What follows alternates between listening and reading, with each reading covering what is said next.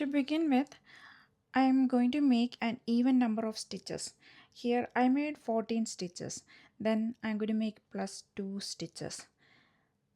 Then on the fourth chain from hook, 3, 1, 2, 3, fourth chain from hook, I am going to yarn over hook, insert the hook, get the loop and bring it up, yarn over and go through the first 2 loops on the hook.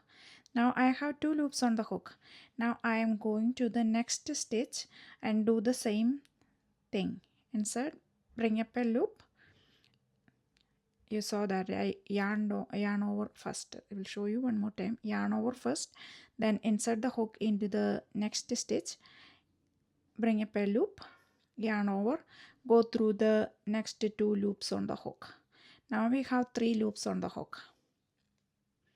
Now I am going to yarn over and go through all the 3 loops on the hook. That is 1 DC2 together is done.